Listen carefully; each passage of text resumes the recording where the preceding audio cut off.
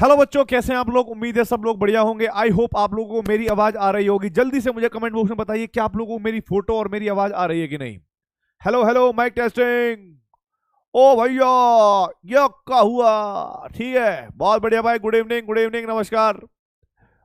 तो भाइयों, बात ऐसी है, बिल्कुल कल जैसी है। और क्योंकि हमने लास्ट वाली क्लास में क्या करा था भाई, अल्कोहल की केमिकल रिएक्शन करी थी, पिनाकोल पिनाकोलोन रीअरेंजमेंट। और मैंने आपको बताया था कि भाई कुछ इंपॉर्टेंट अल्कोहल्स हैं जिनका कॉमन नेम हमें याद रखना है, ठीक है। जिनके बनाने का मेथड हमें याद रखना पड़ेगा या रटना पड़ेगा, जो भी है भाई, इसमें कुछ कर नहीं सकते, ठीक है। तो भाई सुन लो मेरी बात, पहली बात, ठीक है। एक एक चीज चल रही है तुम्हारे सामने, देखो। सबसे पहले भाई, सम कॉमन अल्कोहल जो हम डेली लाइफ में यूज करते हैं वो, और उनको कैसे बनाया जाता है उनके बारे में थोड़ा हम बात करेंगे भाई, ठीक है। तो चलो अब देखो भाई, फटाफट देखो, फटाफट देखो बेटा, फटाफट देखो। जो जो इंपॉर्टेंट है उनके बारे में ध्यान रख लेते हैं। सबसे पहले हमारे पास some important alcohol, some important, ठीक है भाई, some important daily use alcohol, ठीक है भाई। And their common names common names and preparation. कुछ की प्रिपरेशन है, सबकी प्रिपरेशन नहीं है, ठीक है। प्रीपारसन प्रीपरेशन, प्रीपेयर नहीं, यही होगा, प्रीपेरेशन, ठीक है, ठीक है भाई। तो सबसे पहले आप लोगों से कभी कभी ये क्वेश्चन पूछा जा सकता है कि दिए गए चार ऑप्शन में से किस अल्कोहल का नाम क्या है, कैसे है। ये सारी बहुत कहानी के ऊपर है। और आज मैं आप लोगों को एक बहुत ही इंटरेस्टिंग कहानी सुनाऊंगा जो यूपी बिहार में बहुत प्रसिद्ध है, या मतलब थी पहले कभी। वो कहानी है, पहला होगा हमारे पास क्या बेटा, एक कॉमन नेम है वुड अल्कोहल। कॉमन नेम क्या बोला बेटा मैंने, वुड अल्कोहल। अब वुड अल्कोहल को भाई हमने हिंदी में बोल दिया कि भाई ये तो लकड़ी से निकलने वाला अल्कोहल है, ठीक है। बेसिकली ये कॉमन नेम होता है मिथाइल अल्कोहल का, CH3OH का, ठीक है, CH3OH का। अगर कोई बनाने की बात करें कि भाई देसी तरीके से कैसे बनाया जाता है, ठीक है, तो आप लोगों ने देखा होगा, इसमें बेसिकली हम लोग क्या करते हैं, लकड़ी लेते हैं। वुड अल्कोहल का मतलब लकड़ी लेते हैं, और लकड़ी को बारीक बारीक, मतलब पीट पीट के उसको बारीक कर लेते हैं, पीसा लेते हैं, ठीक है। और फिर उसको ऑक्सीजन की एब्सेंस में ऐसे ही छोड़ देते हैं गलने के लिए, पड़ने के लिए। अब उसमें से जो गंदी गंदी उसका हम डिस्टिलेशन अगर हम करें, उसमें जो स्मेल आएगी, और उसके डिस्टिलेशन के थ्रू जो भी हमारे पास एक दो ड्रॉप आएंगी, या जितनी भी ड्रॉप आप बनाना चाहें, आपके पास जो अल्कोहल ऑब्टेन होगा उसको वुड अल्कोहल कहेंगे, ठीक है। तो भाई वुड अल्कोहल किसको कहते हैं, सबसे पहले आपको जानना है, वो होगा मिथाइल अल्कोहल, ठीक है। बनाओगे कैसे, ठीक है, बेसिकली बनाओगे कैसे। तो भाई इसके बनाने के बड़े ही सिंपल मेथड है। अरे यार, पानी कहाँ गया।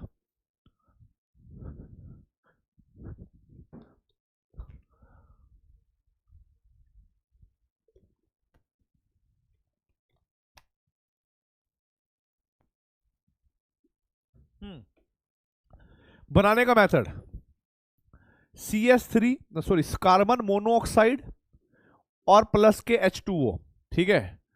कार्बन मोनोऑक्साइड और वाटर, मतलब कार्बन मोनोऑक्साइड को पास करते हैं हम लोग किससे भाई, वाटर से, और हमारे पास क्या बन जाता है, CH3OH। यहां पर हम लोग कैटलिस्ट लेंगे, ठीक है भाई। यहां पर हम कैटलिस्ट लेंगे और हमारे पास मिथाइल अल्कोहल तैयार। कैटलिस्ट लेंगे, हमारे पास मिथाइल अल्कोहल तैयार। फटाफट नोट करिए भाई, वुड अल्कोहल, फटाफट नोट करिए भाई।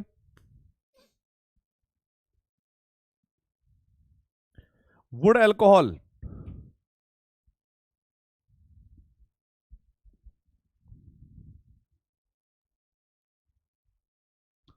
हो गया क्या।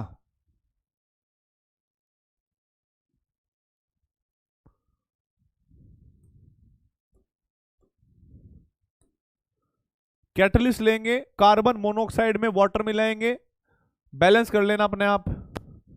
4 हाइड्रोजन है ना, तो 4 को करने के लिए 2 से मल्टीप्लाई कर लो। ऑक्सीजन कितने हो गए, 2 और 1 3, और कार्बन 1 है तो 2 और 1 3, तो उधर हमारे पास हो जाएगी 3 से मल्टीप्लाई करोगे तो कार्बन 3 हो गए।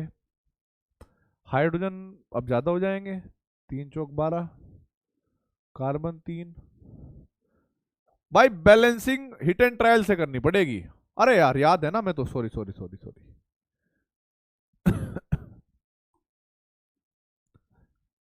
कार्बन मोनोऑक्साइड, वाटर, और भाई CH3OH।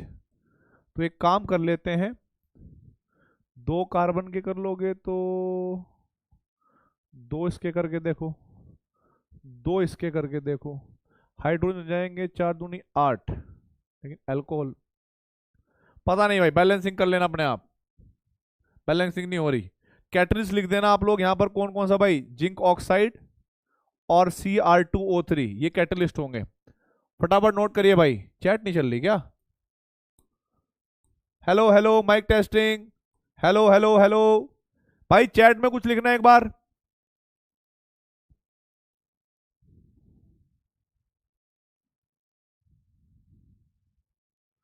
Would alcohol, hello hello.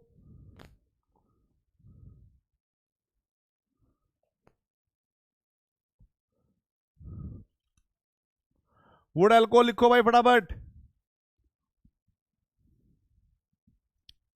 इसके यहां पर हाइड्रोजन कर लेना भाई, हाइड्रोजन। ये इनऑर्गेनिक की रिएक्शन है, इसमें कोई मैकेनिज्म पैकेनिज्म नहीं चलेगा, बस CH3OH मैच हो गई। अरे यार चैट ही नहीं चल रही। 1 मिनट दे दो भाई, 1 मिनट दे दो, बिना चैट के मजा नहीं आ रहा। 1 मिनट यहां देख लेता हूँ।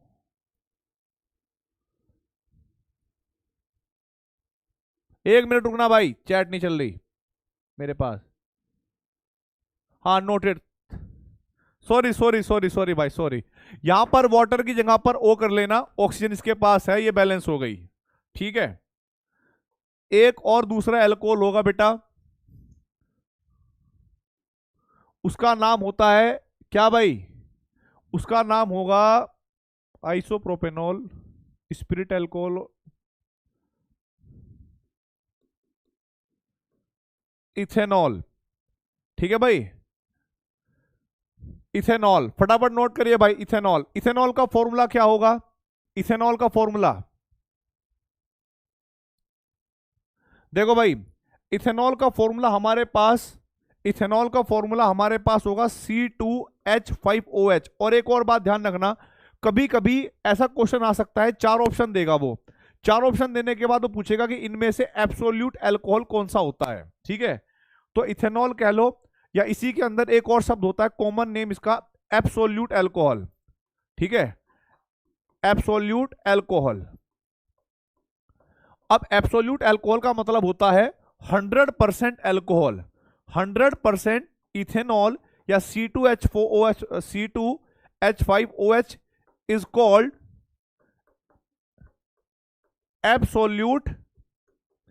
Absolute alcohol. नोट करिए भाई इसको, absolute alcohol, 100% alcohol is known as absolute alcohol. फटाफट करिए भाई, आ गई। इस चैट नहीं चल रही, एक बार चैट देख लेना, रिलोड कर दो आप। Okay noted noted noted. Absolute alcohol का मतलब होता है 100%, इथेनॉल को हम बोलते हैं एब्सोल्यूट अल्कोहल, ये इसका कॉमन नेम हो गया। या कोई आप लोगों से पूछे कि भाई एब्सोल्यूट अल्कोहल क्या है, तो बता देना है। फिर हमारे पास तीसरा एक और नाम आएगा जिसको हम बोलेंगे grand alcohol, grand alcohol, grand alcohol. भाई ये नाम आ गया ग्रेन्ड अल्कोहल। आप लोगों ने सुना होगा, मतलब एक सिंपल सी बात है ये, मतलब तुम लोगों को बिगड़ना नहीं, मेरी बात सुनो। तुम लोगों ने सुना होगा भाई, कुछ लोग जो है गांव वाँव के लोग होते हैं, ये फलों से, ठीक है, और जौ से, जो समझते हो गेहूं जैसा ही होता है गेहूं, ठीक है, जौ से, ग्रेन से एक अल्कोहल बनाते हैं जिसको कच्चा अल्कोहल भी कहते हैं, ठीक है, समझ रहे हो कि बाकी तुम समझदार हो, है ना, गन्ने वन्ने के रस वगैरह से।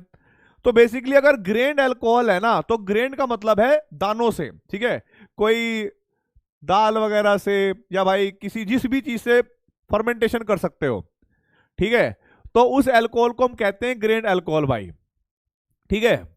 ग्रेन अल्कोहल का अब आप सोचो फॉर्मूला क्या होता होगा, क्या कोई मुझे बता सकता है इसका फॉर्मूला क्या होगा? कौन सा अल्कोहल है वो जो दिव्य अल्कोहल, दिव्य चीजें करवा देता है इंसानों से?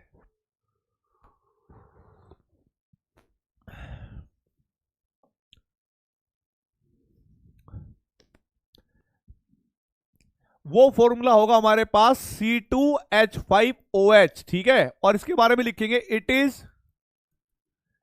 The product of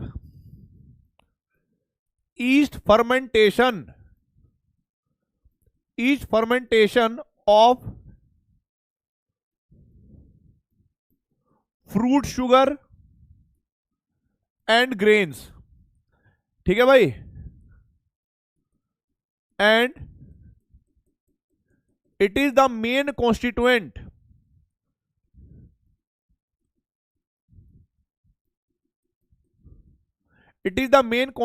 of wine, ठीक है, वाइन और वर्ड का लिखूं? ठीक है, लिख देता हूं चलो हार्ड लिखकर लिख देता हूं, हार्ड ड्रिंक लिख देता हूं यार मैं, हार्ड मेरे को लिकर की स्पेलिंग नहीं आ रही, हार्ड ड्रिंक, ठीक है, ग्रेन अल्कोहल। हैप्पी बर्थडे बेटा, हैप्पी बर्थडे। आज हम फिनोल स्टार्ट कर देंगे, अल्कोहल खत्म होने जा रहा है बस, ठीक है, टेंशन ना लो, अल्कोहल के बस बारे में हम थोड़ी बहुत बात कर रहे हैं। मतलब मैं तो ये कह रहा हूं कि कॉमन नेम में ज्यादा इंपॉर्टेंट रखना, कई बार क्वेश्चन पूछ लेता है 4 ऑप्शन देकर कि ग्रेन अल्कोहल कौन सा है, वुड अल्कोहल कौन सा है, ठीक है भाई, 100% एब्सोल्यूट अल्कोहल कौन सा है, तो 100% अल्कोहल को एब्सोल्यूट अल्कोहल कहते हैं। फोर्थ देखना भाई, ये होगा रबिंग अल्कोहल,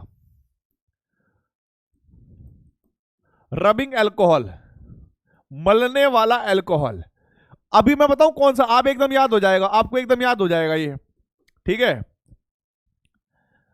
अब भाई देखो, सुनो मेरी बात, रबिंग अल्कोहल को बता देता हूं क्या है, अब रहने दो। रबिंग अल्कोहल अभी थोड़े दिन पहले ना, मतलब 1-2 साल पहले कुछ बीमारी आई थी, और उस बीमारी के चक्कर में काफी लोगों को बहुत दिक्कतों का सामना झेलना पड़ा था, काफी लोगों की जॉब चली गई थी, काफी लोगों की फैमिली को बड़ी दिक्कत देखनी पड़ी थी, और उस बीमारी से बचने के लिए एक उपकरण का प्रयोग करते थे, सैनिटाइजर, और सैनिटाइजर में हम एक अल्कोहल लेते थे, उस अल्कोहल का नाम होता था आइसोप्रोपाइल अल्कोहल, जिसको हम हाथों पे मलते थे, या कहीं पर अगर दर्द वर्द हो जाता था तो वैसे मल लेते थे, ठीक है। हाँ, तो भाई रबिंग अल्कोहल का मतलब होता है आइसोप्रोपाइल अल्कोहल, आइसोप्रोपाइल अल्कोहल, बस कॉमन नेम याद रख लो भाई, आइसोप्रोपाइल अल्कोहल का मतलब हो गया रबिंग अल्कोहल।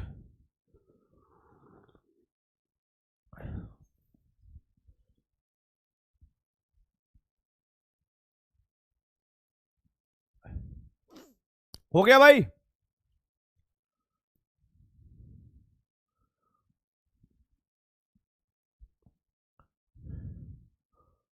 हो गया भाई, आगे देखो भाई, अब लिखेंगे हम लोग क्या भाई,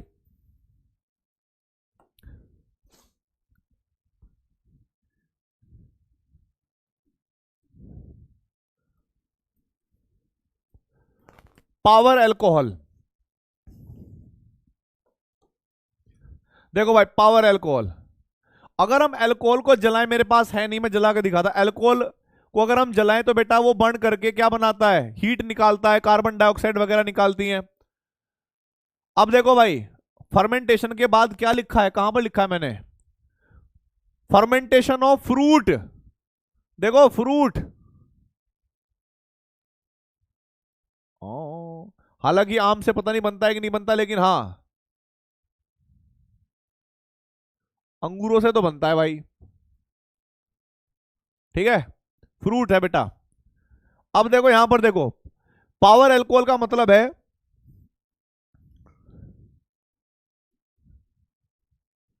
alcohols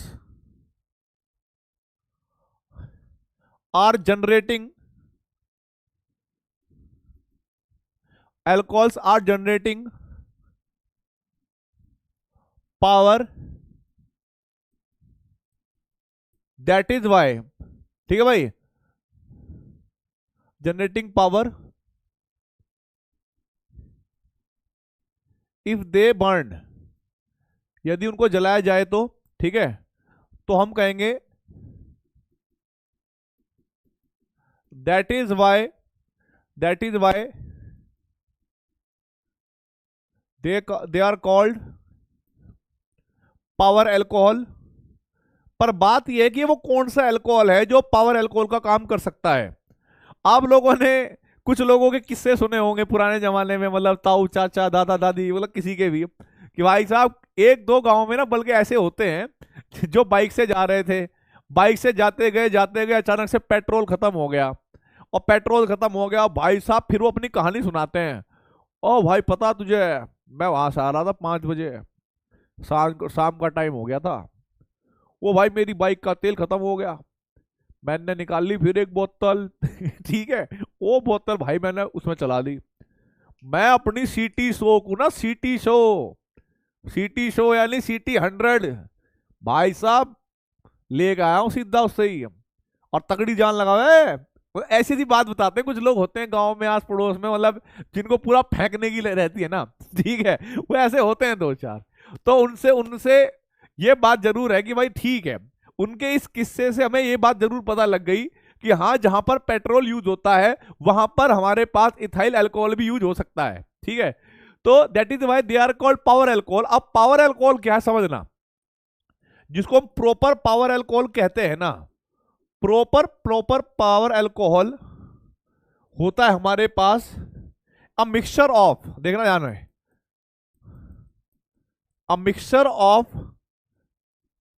absolute alcohol, absolute alcohol that is ethyl alcohol plus petrol, plus petrol. और ये किस रेशियो का मिक्सचर होता है बेटा, ये याद रखना है 20:80, मतलब 20% उसमें एब्सोल्यूट अल्कोहल होना चाहिए और 80% उसमें पेट्रोल होना चाहिए, 80% उसमें पेट्रोल होना चाहिए भाई।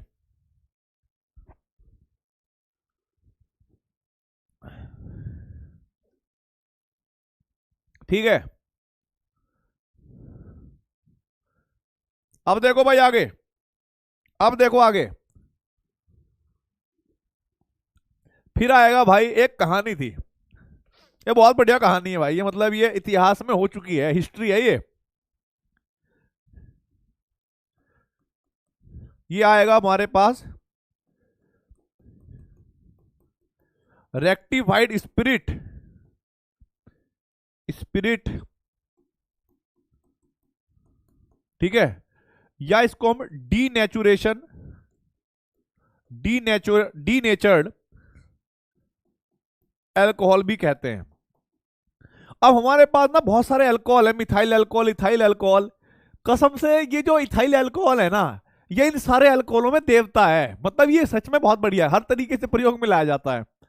तो भाई अब मेरी बात सुनो, हुआ क्या कि भाई rectified spirit and denatured alcohol, इसकी एक खास खूबी होती है डीनेचर्ड अल्कोहल की, सॉरी मतलब इथाइल अल्कोहल की, कि भाई साहब ये ना वो एंटीसेप्टिक का काम ही करता है। अब एंटीसेप्टिक का काम करने के चक्कर में हुआ क्या, जैसे मान लो तुमने देखा होगा कि भाई किसी के ने सुई लगवाई, अब बुखार चढ़ रहा, डॉक्टर ने सुई लगाई, तो फिर वो स्प्रिट लेते हैं ना एक नीले रंग का, हाँ एक लिक्विड सा लेते हैं, और वो फिर हाई रगड़ देते हैं, और फिर थोड़ी शांति मिलती है कि चलो ठीक है, नहीं तो भाई दर्द तो कोई नहीं रोकता। पर वो एंटीसेप्टिक होता है क्योंकि लोहे की सुई हमारे भीतर घुस जाती है। अब बात सुनो मेरी बात, हुआ क्या गवर्नमेंट ने पूरे मतलब लोगों ने वो करा पूरा एकदम रिसर्च करी, बताया भाई इथाइल अल्कोहल जो है ना बड़ा काम का अल्कोहल है, दुनिया में इसका बहुत प्रयोग किया जाता है, इसको एंटीसेप्टिक के रूप में प्रयोग किया जा सकता है। अब भाई हुआ क्या, अब हर एक हॉस्पिटल में, हर एक क्लिनिक में गवर्नमेंट जो है सप्लाई करने लगी इथाइल अल्कोहल, क्योंकि वो एंटीसेप्टिक है। लेकिन आपको पता है कि भाई अपन लोग कैसे हैं, ठीक है। डॉक्टर साहब क्या कहते हैं कि यार ठीक है, मरीज मरीज को पानी वानी लगा के शांत कर देंगे, ला तू एक पैक बना भाई फटाफट। तो इथाइल अल्कोहल वो पीने लगे। अब इथाइल अल्कोहल पीने लगे तो अब गवर्नमेंट सोच रही यार हम तो भेज रहे थे एंटीसेप्टिक का काम करेंगे, लोगों का इलाज करेंगे, ये तो डॉक्टर लोग बीच में गायब कर देते हैं। अब भाई कुछ ना कुछ तो करना पड़ेगा उनको। तो उन्होंने क्या सोचा, उन्होंने सोचा कि यार एक काम करते हैं, इथाइल अल्कोहल में थोड़ा मिथाइल अल्कोहल मिला देते हैं, क्योंकि मिथाइल अल्कोहल जहरीला होता है। अब आप सोचोगे कैसे जहरीला होता है। आप लोगों ने कहानी सुनी होगी कि आज इस शहर में 40 लोग नकली दारू पीने की वजह से मृत्यु को प्राप्त हो गए, और यह धारावाहिक सबसे पहले हमने ही आप तक न्यूज पहुंचाई है। अब होता क्या है कि जहां जिस फैक्ट्री में इथाइल अल्कोहल बनता है, उसके साथ साथ कंपोनेंट मिथाइल अल्कोहल भी बनता है, और दोनों में से स्मेल भी एक जैसी आती है, फील भी एक जैसी आती है।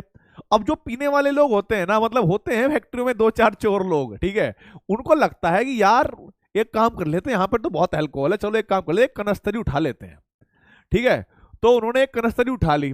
अब तुक्का लग गया कि भाई उनको कौन सा वो, मतलब एक तरीके से डॉक्टर है, साइंटिस्ट है, जो फॉर्मूला देखकर पहचान लेंगे C2H5OH। तो जो चोर होते हैं ना, उनको ये समझ नहीं आता, उनको तो मतलब ये कि हाँ स्मेल आ गई, चलो निकाल लेते हैं। तो कभी कभी जो है फैक्ट्रियों से गलती से लोग इथाइल अल्कोहल के स्थान पर मिथाइल अल्कोहल ले आते हैं, और मिथाइल अल्कोहल है पॉइजनस। अब जो उसको पीते हैं भाई वो ऐसा शांत होते हैं कि एकदम परमात्मा के पास पहुंच जाते हैं, ठीक है। अब कहानी हो गई कि अब गवर्नमेंट भी थोड़ा डरने लगी। गवर्नमेंट को लगा कि यार अगर हम मिथाइल अल्कोहल मिला देंगे, और उन्होंने, क्योंकि इंसान तो सुधरने वाला है नहीं, यहाँ के लोग नहीं सुधरने वाले, मतलब अब सुधर रहे हैं, पहले की बात कर रहा हूँ। गवर्नमेंट सोच रही कि भाई ये लोग तो सुधरने वाले हैं नहीं, ये पिएंगे फिर भी चाहे मर जाए। लेकिन गवर्नमेंट को ये सोचना पड़ेगा कि भाई ये मर ना जाए, इसलिए थोड़ा कुछ और ज्ञान देना पड़ेगा। इसमें कुछ जहरीली चीजें मिलाओ, लेकिन इसमें कुछ ऐसा भी चीज डाल दो जिसका रंग बदल दे, ताकि लोग पहचान ले कि ये पीनी नहीं है, जहर है इसके अंदर। तो फिर हुआ क्या कि भाई पहले तो इथाइल अल्कोहल को जहर बनाने के लिए, मतलब जहरीला बनाने के लिए, ताकि लोग पिए ना, उसमें मिथाइल अल्कोहल डाला गया, और भाई पिरिडीन डाली गई। पिरिडीन भी जहरीला सब्सटेंस होता है, और उसको अल्कोहल्स के कंपैरिजन में अलग दिखाने के लिए हम कॉपर सल्फेट भी डालने लगे, क्योंकि कॉपर 2 पॉजिटिव आयन जो होते हैं ना, उनका कलर ब्लू होता है, और उन्हीं की वजह से वो अल्कोहल ब्लू कलर का दिखने लगता है, जिसको हम क्या कहते हैं बेटा जी, स्पिरिट कहते हैं, मिथाइलेटेड स्पिरिट कहते हैं, या फिर उसको हम कहते हैं डीनेचर्ड अल्कोहल। अब आपको भाई जब आपने एक मिक्सचर बना दिया जिसमें इथाइल अल्कोहल भी है, मिथाइल अल्कोहल भी है, पिरिडीन भी है, और आपने कॉपर सल्फेट के थोड़ा सा पार्टिकल भी डाल दिए, तो गवर्नमेंट को लगा कि भाई अब ठीक है, अब ठीक है, जहर का जहर बन गया, एंटीसेप्टिक का एंटीसेप्टिक है, और अलग से अलग दिख रहा है, ठीक है। तो भाई साहब यो सिस्टम जो है आपका मिथाइलेटेड स्पिरिट, या क्या बोलते हैं इसको, रेक्टिफाइड स्पिरिट कहते हैं इसको हम, ठीक है भाई। रेक्टिफाइड, रेक्टिफाइड मिथाइलेटेड कहते हैं बेटा, मैंने अंग्रेजी थोड़ी गलत लिख दी है, मिथाइलेटेड कहते हैं क्योंकि हमने मिथाइल डाला है ना उसके अंदर। I am extremely sorry my dear friend, heading को चेंज करते हैं इधर। तो ये हो गया हमारे पास मिथाइलेटेड स्पिरिट डीनेचर्ड अल्कोहल। अब इसको अंग्रेजी में लिखना है भाई।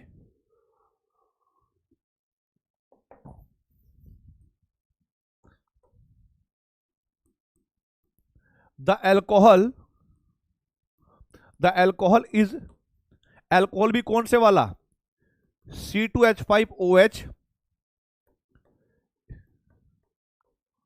is denatured by mixing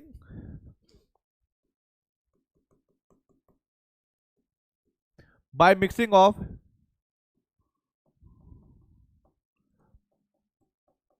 methyl alcohol, ठीक है भाई,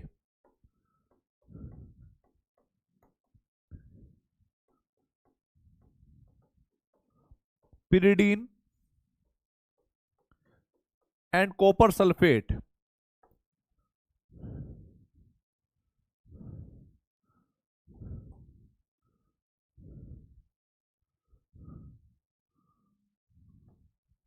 इसको लिख लेना भाई।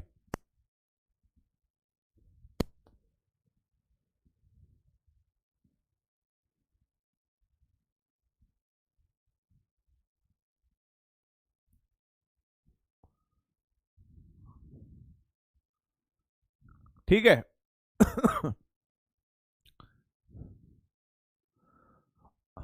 अब ये हमारे पास जो कॉपर सल्फेट है, ध्यान रखना कलरिंग,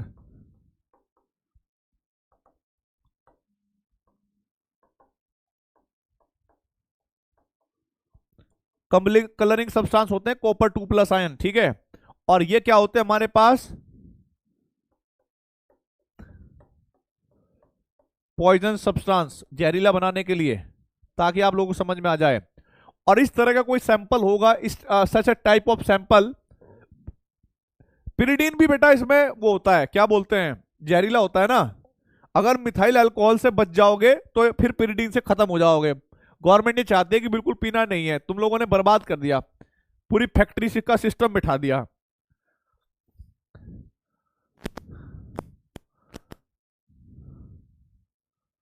अब देखो भाई एक बात, मेरी बात सुन लो फटाफट, मुझे यहां यहां बताना एक बात।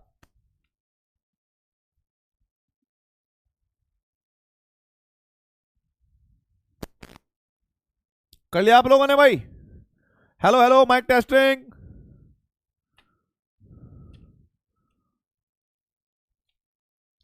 अब आगे देखो भाई,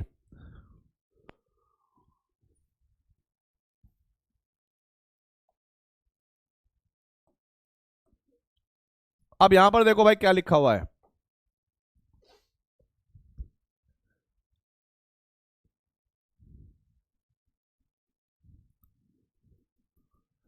preparation of C2H5OH, C2H5OH bye fermentation, ठीक है भाई, बाय फर्मेंटेशन ऑफ सुक्रोज। तो भाई आप, मैं जो आपको भाई देखो, मेरे को पढ़ाना तो नहीं चाहिए पर मैं पढ़ाऊंगा तो हूं ही, मेरे सिलेबस में है। यहां पर हम बनाना सीखेंगे कि गन्ने के रस से गन्ने के रस से किस प्रकार से अल्कोहल को प्राप्त किया जाता है। गन्ने के रस में क्या होता है बेटा, सुक्रोज। क्या होता है, सुक्रोज। और सुक्रोज का फॉर्मूला क्या होगा भाई, C12H22O11। तो इसको हमने क्या बोल दिया भाई, सुक्रोज। आप मुझे बताओ, जब गन्ने का रस होता है ना, तो गन्ने का रस में 100% सुक्रोज होता है या पानी वानी भी होता है? गन्ने की जड़ें धरती से पानी प्राप्त करती हैं, खेतों में पानी चलाते हैं तो पानी भी होगा भाई। रस अगर लिक्विड फॉर्म में है तो उसमें पानी भी होगा, राइट और रॉन्ग? अब जरा देखो भाई, सुक्रोज में मतलब पहले से गन्ने के रस में कह लो या सुक्रोज में पहले से हम क्या मिलाते हैं भाई, पानी मिला लेते हैं या पहले मिला होता है। फिर भाई आप लोग यहां पर एंजाइम डालोगे, हिंदी में बोले तो खमीर, इंग्लिश में बोले तो ईस्ट, ठीक है भाई। हमने क्या डाल दिया यहां पर, एंजाइम डाल दिया, एंजाइम, ठीक है। ईस्ट डाल दिया, खमीर डाल दिया, ईस्ट। अब ईस्ट एंजाइम नहीं है, ये सोर्स ऑफ एंजाइम है। और एक एंजाइम यहां पर क्रिएट करेगा, उसको बोलते हैं हम इनवर्टेज, इनवर्टेज एंजाइम, इनवर्टेज, अरे इनवर्टेज ये एंजाइम है। और ये इसको तोड़ देगा भाई दो पार्ट में, C12H2O6 प्लस C6H12O6। एक को कहते हैं हम लोग बेटा ग्लूकोज, और एक को हम कहते हैं फ्रक्टोज। एक को क्या कहते हैं बेटा, फ्रक्टोज, ठीक है। एक को कहते हैं भाई फ्रुक्टोज, एक को कहते हैं हम लोग, फ्रुक्टोज होता है फ्रूट शुगर, ग्लूकोज तो आप समझते ही हो। अब यहां पर समझना मेरी बात, हमने इसको इनवर्टेज क्यों कहा? एक्चुअल में क्या होता है कि सुक्रोज जो होता है ना बेटा, सुक्रोज का जो सॉल्यूशन होता है ये वाला पार्ट, अभी मैंने रिसेंटली आप लोगों को एक ऑप्टिकल एक्टिविटी का या ऑप्टिकल आइसोमेरिज्म का एक वो दिया था, लेक्चर दिया था रिकॉर्डेड। और वहां पर मैंने दो शब्दों का नाम लिया था, dextro rotatory and levo rotatory. क्या बोला था बेटा मैंने, डेक्स्ट्रो रोटेटरी और levo rotatory. Dextro rotatory substance वो सब्सटेंस होते हैं जो प्लेन पोलराइज लाइट को right side toward clockwise rotate करते हैं। तो भाई ये जो सॉल्यूशन है ना हमारे पास सुक्रोज का, ये होता है डेक्स्ट्रो रोटेटरी, डेक्स्ट्रो रोटेटरी, ठीक है भाई। और भाई जो ग्लूकोज होता है, मैं इसकी बात करूं ग्लूकोज, अगर कभी आप लोगों से कोई पूछ भी ले, बायो में भी पूछ ले, क्योंकि बायो में भी इसका प्रयोग काफी होता है। और भाई फ्रक्टोज, ठीक है। तो यहां पर क्या होगा बेसिकली, ये होता है हमारे पास डेक्स्ट्रो, डेक्स्ट्रो रोटेटरी, और ये होता है बेटा लीवो रोटेटरी।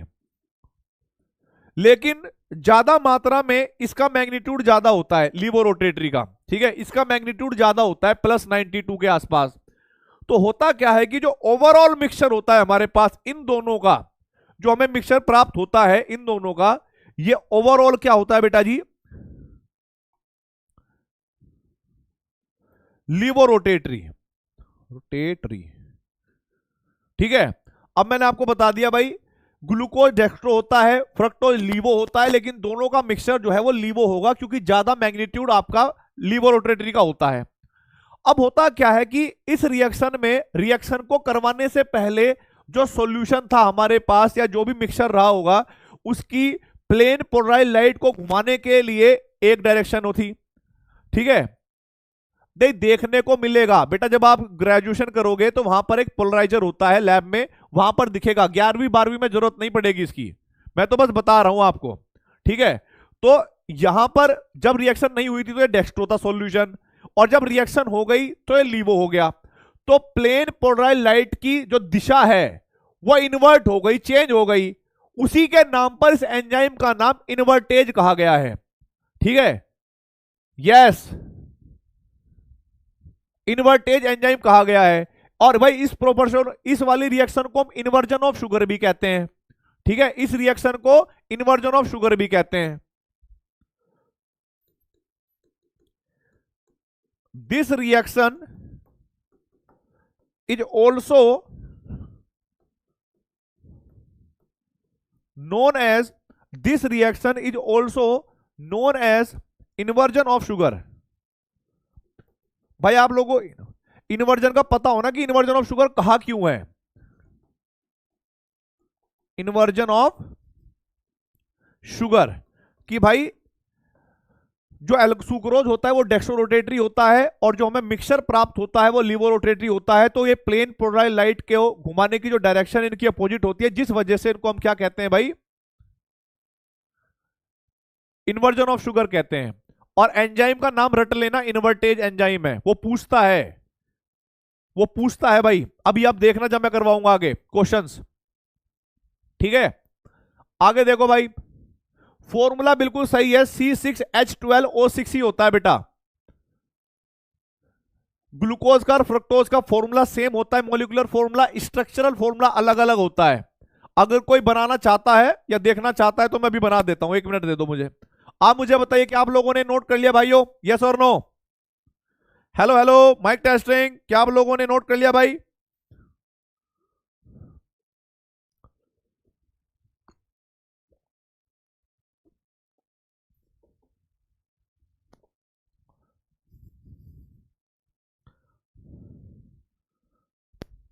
हाँ,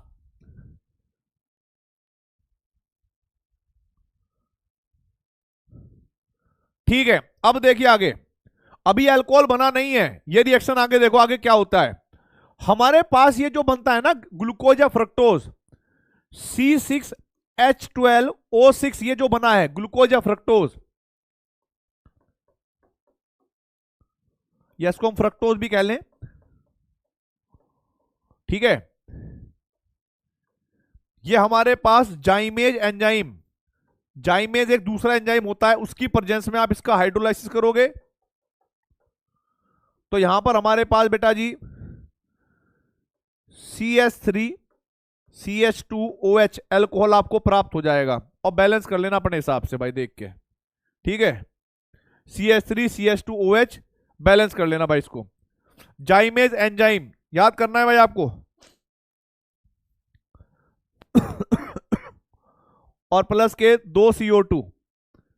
यार मैं इसको, मैं मतलब तुम बिगड़ ना जाओ, पहली बात सुनो, तुम इसको एक बार बंद करो, पूरा फील दिलाते हैं। अभी होता क्या है मैं आपको बता देता हूं, ठीक है, मैं आपको बता देता हूं बेटा। सबसे पहले हमारे पास ये पोर्ट होते हैं, चाहे मिट्टी के पोर्ट हो या जैसे भी पोर्ट हो, ये पोर्ट है, ठीक है। इस पोर्ट में वो क्या करते हैं, शुगर ले लेते हैं भाई, C12H22O11 ये ले लिया। अब इसमें पानी तो है ही है, वो क्या डालते हैं बेटा ऊपर से इसके अंदर, ईस्ट डालते हैं। ईस्ट, ईस्ट क्या जनरेट करता है, इन्वर्टेज, इन्वर्टेज एंजाइम को जनरेट करता है। अब होगा क्या कि भाई इन्वर्टेज एंजाइम जब इसके साथ रिएक्शन करेगा, इवन इसको पकाते भी रहते हैं वो, ठीक है, इसको पकाते भी रहते हैं। तो पहले C12H22O11 जब वाटर के साथ हाइड्रोलाइसिस करेगा तो यहां पर हमारे पास इन्वर्टेज एंजाइम होगा बेटा, इन्वर्टेज एंजाइम, और भाई ये बन जाएगा C6H12O6 प्लस के C6H12O6, यानी एक मॉलिक्यूल हमारे पास, एक ग्लूकोज और एक फ्रक्टोज, फॉर्मूला दोनों का सेम है, मॉलिक्यूलर फॉर्मूला, स्ट्रक्चरल फॉर्मूला अलग अलग होता है। फिर जब ये प्रोसेस के बाद वो रुक जाते हैं, काफी देर के बाद रुक जाते हैं, फिर वो एक और दूसरी चीज डालते हैं, वो डालते हैं कोई जैसे गोली होती है, मतलब तुम्हें बता नहीं सकते अभी, ठीक है, अभी पीछे का भी दिखाऊंगा बेटा। तो वो क्या करता है कि C6H12O6 में यहां पर एक और एंजाइम आएगा जिसका नाम होगा जाइमेज, जाइमेज बैलेंस कर लेना, और ये हो जाएगा भाई C2H5OH और प्लस के CO2, इसके दो इसके दो, वाटर कितने हो गए, 6 दूनी 12, वाटर जोड़ने की भी जरूरत नहीं है, ये बैलेंस हो जाएगा ऑटोमेटिक, क्योंकि 12 हाइड्रोजन है ना, 6 दूनी 12 हो गए, ठीक है। अब होता क्या है कि जब इस प्रोसेस को करते हैं ना, तो इससे बबल बनते हैं, बबल मतलब इससे बुलबुले निकलते हैं, और बुलबुले जब निकलने बंद हो जाते हैं, निकलने बंद हो जाते हैं, तब उनको समझ में आता है, ये 2-3 दिन का प्रोसेस होता है कि भाई जितनी भी CO2 गैस है वो निकलकर बाहर चली गई, अब हमारे पास जो बचा है उसको हमें डिस्टिलेशन करना है, फिल्टर करना है, ठीक है। उसके अंदर हो सकता है पानी भी हो सकता है उसके अंदर अल्कोहल भी हो, ठीक है, जाइमेज एंजाइम है बेटा। फिर आप लोगों को पता होगा, इसको हम जब हमारे पास तैयार हो जाएगा अल्कोहल, ये वाला तैयार हो गया, CO2 निकलकर भाग गई, तो इसके CO2 के मतलब जो भी कंपोनेंट होता है इसमें थोड़ा बहुत पानी रह जाता है, फिर इसको क्या करते हैं, वो गर्म करते हैं पूरा, ठीक है। ये इसको क्या करते हैं भाई, अगर ये किसी पोटली में है तो इसको गर्म करेंगे, और भाई गर्म पता है किस तरीके से करेंगे,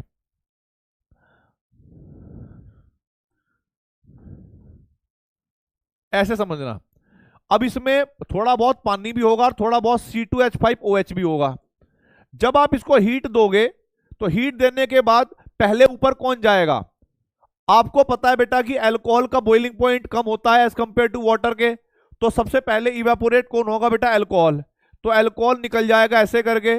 फिर हमारे पास जो ये नली होती है ना, नली, इसमें वाटर कंडेंसेशन का यूज करता है, जो आपने देखा होगा कि ट्यूबवेल होती है खेतों में, ठीक है, वो लोग क्या करते हैं कि इसको एक पानी से निकालते हैं और भाई 12 चला देते हैं, यानी जब आपके पास ठंडा पानी इसके संपर्क में जाएगा, ठंडा पानी इसके संपर्क में जाएगा, तो ये जो हमारे पास इवेपोरेट हुआ है C2H5, ये धीरे धीरे कंडेंस होना चालू हो जाएगा, और एक बाटली अल्कोहल तैयार, एक बाटली अल्कोहल तैयार, ठीक है। लो भाई, ये पूरा प्रोसेस है, नहीं ये 2-3 दिन लगते हैं बेटा इसमें। देखो, सुक्रोज को इन्वर्टेज एंजाइम की प्रेजेंस में ये रिएक्शन बड़ी स्लो है, धीरे धीरे होगी, धीरे धीरे होगी, ठीक है। फिर उसके बाद जाइमेज एंजाइम की प्रेजेंस में अल्कोहल बनेगा, CO2 को निकलने में बहुत टाइम लगेगा, ठीक है। इसके 2 कर लेना, अरे ये पूरी रिएक्शन थी पहली स्लाइड पर, ठीक है। CO2 को निकलने में टाइम लगेगा, फिर जब हमारे पास CH3CH2OH निकल बन जाएगा, फिर हम क्या करेंगे, गर्म करके उसको इवेपोरेट कर लेंगे। तो जो केमिस्ट्री हम पढ़ रहे हैं ना बेटा, बहुत सारे लोगों को एक केमिस्ट्री पहले से ही पता है।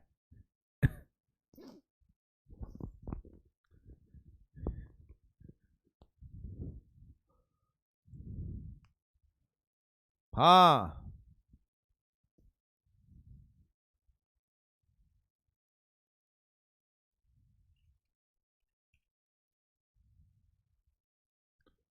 हो गया।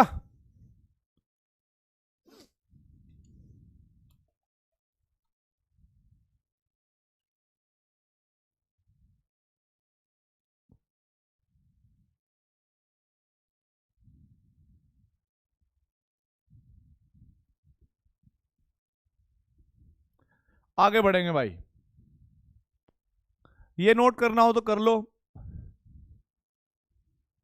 अब मैं आगे बढ़ रहा हूं भाई, सुन लो मेरी बात, ये खत्म।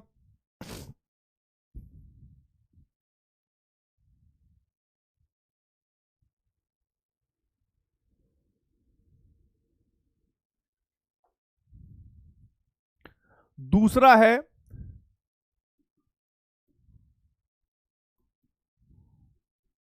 From starch. कुछ लोग चावल से भी बनाते हैं वाइन वगैरह, सुना है कभी? भाई चावल से भी बनती है ना, चावल से, गेहूं से या जौ से, सुना है कभी कि भाई इससे बनाया होगा?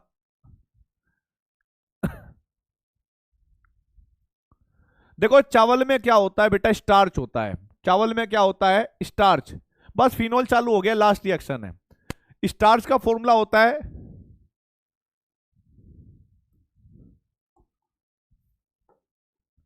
देखो एक पॉलीमर होता है बेटा ये C5H10O5 का होल N, इसको हम कहते हैं स्टार्च।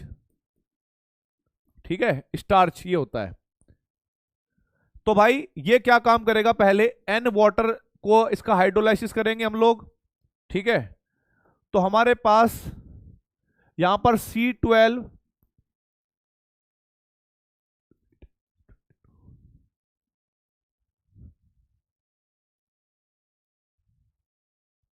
C5 होता है, C10 होता है भाई, देख लो अभी बैलेंस करते हैं। C12H22O11,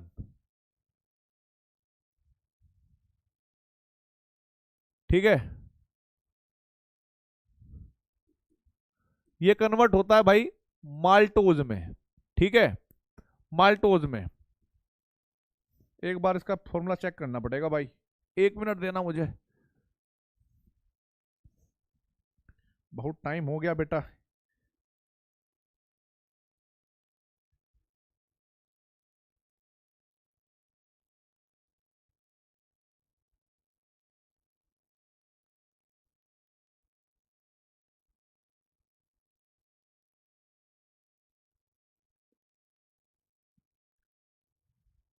C6 है भाई, ठीक है ठीक है, यहाँ पे 5 नहीं, C6H10O5, C6H10O5 का होल एन, ठीक है। C6 आएगा बेटा, C6H10O5NH2O, तो माल्टोज बन गया। अब माल्टोज क्या करेगा आगे? माल्टोज में आप लोगे माल्टेज एंजाइम, माल्टोज में लोगे आप माल्टेज एंजाइम, और वापस से रिएक्शन करवा देना है वाटर के साथ। तो ये C6H12O6 बन जाएगा, ग्लूकोज फ्रक्टोज। और फिर उसके बाद आप यहां पर क्या करोगे भाई, जाइमेज एंजाइम लेना, जाइमेज, और वापस से हमारे पास क्या बन जाएगा, C2H5OH प्लस CO2। मतलब आप स्टार्च से भी बना सकते हो, ये प्रोसेस रहेगा। स्टार्च में पानी मिलाना है, उसको जब आप उसका वो करोगे, ईस्ट मिला देना, खमीर, तो वो माल्टेज में कन्वर्ट हो जाएगा। माल्टोज में अगर हम माल्टेज एंजाइम मिलाएंगे तो वो ग्लूकोज में कन्वर्ट हो जाएगा, और ग्लूकोज का फिर वही पहले रिएक्शन की तरह जाइमेज, तो फिर हमारे पास अल्कोहल और कार्बन डाइऑक्साइड बाहर निकल जाएंगे फटाफट। इसको नोट करो भाई।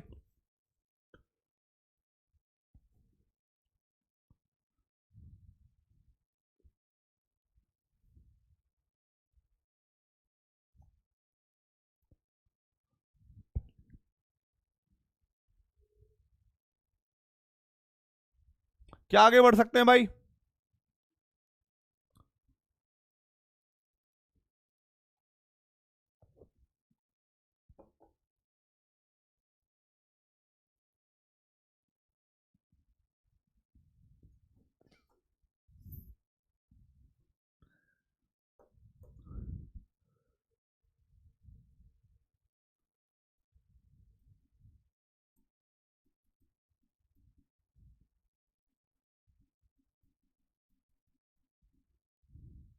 देखो आज का लेक्चर में कुछ पार्ट याद रखने लायक था बेटा, याद, ठीक है, याद ही करना पड़ता, वो मजबूरी है। ठीक है, अब जरा देखो, सबसे पहले जो जो मैं पूछूंगा वो बताते रहना है, फिर इसके बाद मैं फिनोल चालू कर रहा हूं, लास्ट है पार्ट एक हमारे पास क्या होगा भाई, सबसे पहले वुड अल्कोहल का नाम क्या होगा भाई, वुड अल्कोहल कौन सा होता है, एक बार बताओ जल्दी से। वुड अल्कोहल, वुड अल्कोहल का फॉर्मूला क्या होगा बेटा, कमेंट बॉक्स चालू होना चाहिए। Would alcohol,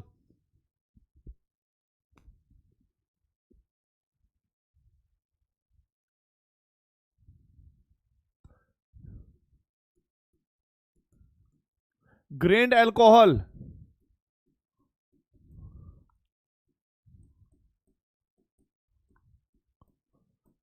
absolute alcohol,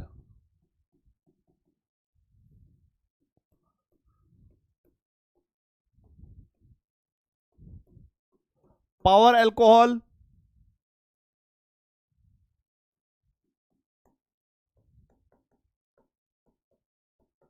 methylated spirit. फटाफट बताइए भाई, याद करना है।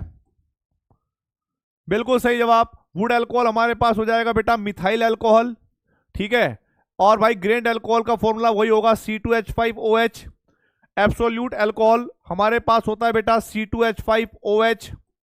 पावर अल्कोहल होता है हमारे पास C2H5OH प्लस पेट्रोल का मिक्सचर, और रेशियो होता है इसका 20:80, ठीक है। मिथाइलेटेड स्पिरिट क्या होती है बेटा, C2H5OH प्लस के मिथाइल अल्कोहल प्लस के पिरिडीन प्लस के कॉपर सल्फेट या कॉपर आयन, ये हमारे पास मिथाइलेटेड स्पिरिट है शॉर्ट में।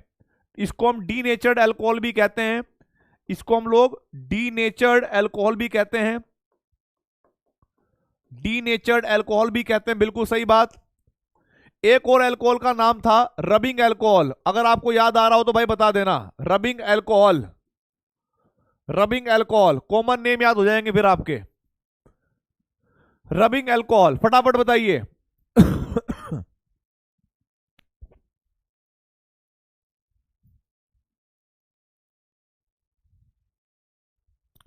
आप कहोगे sir isopropyl alcohol, isopropyl alcohol को हम क्या कहते हैं भाई, वुड अल्कोहल मिथाइल अल्कोहल को बनाना है अगर हमारे पास लैब मेथड है भाई, lab method, lab method of CH3OH, यहां पर कार्बन मोनोऑक्साइड को हाइड्रोजन के साथ गर्म करते थे, मिथाइल अल्कोहल बनता था, इसके हम 2 कर देते थे। यहां पर बताइए कैटलिस्ट का नाम क्या होगा, जो कैटलिस्ट मैंने यहां पर लिया था, आपको याद होगा जिंक ऑक्साइड और Cr2O3, ये लेते थे हम, जिंक ऑक्साइड और भाई Cr2O3, ठीक है। Lab method of ethyl alcohol, आप लोगों को मैं लैब मेथड बता रहा हूं भाई, किसका, lab method, lab method of ethyl alcohol. ये रिएक्शन आपने करी हुई है, इसको हम ऑक्सो प्रोसेस भी कहते हैं, ऑक्सो प्रोसेस भी कहते हैं, ये रिएक्शन आपने पढ़ी हुई है। मान लो आपके पास इथिलीन है और आप इसमें वाटर ऐड करना चाहते हो, वाटर ऐड करना चाहते हो इन प्रेजेंस ऑफ H3PO4, ये एक एसिड की प्रेजेंस में कैटलिस्ट है, मतलब H3PO4 कुछ नहीं है, कैटलिस्ट है। आपको याद होगा एल्कीन में जब हम वाटर को ऐड करते हैं तो वाटर के 2 पार्ट होते हैं, एक होता है H+, एक होता है OH-, याद करो। वैसे तो डबल बॉन्डेड कार्बन दोनों ही सेम है, तो H किधर भी लगाओ OH किधर भी लगाओ कोई फर्क नहीं पड़ेगा। हाँ बेटा एक उसमें नोट कर लेना, ताकि आप लोग जब पेपर खोलो ना तो सारे एक साथ सामने आ जाए, सारे याद हो जाएं और एक दूसरे के अंदर भी पता लग जाए, बिल्कुल सही। तो यहां पर बनेगा हमारे पास CH3 CH2OH, बताइए भाई, अब याद करवाने वाली बात है भाई, ठीक है। डन डन, हाँ यार विक्टर मेयर भूल गया, कल करवाऊंगा, कोई बात नहीं, लेकिन आज जो है बेटा फिनोल स्टार्ट करना है, विक्टर मेयर टेस्ट करवाऊंगा मैं, पक्की बात करवाऊंगा, कल करवाऊंगा, मतलब नेक्स्ट वीक तो क्लास है।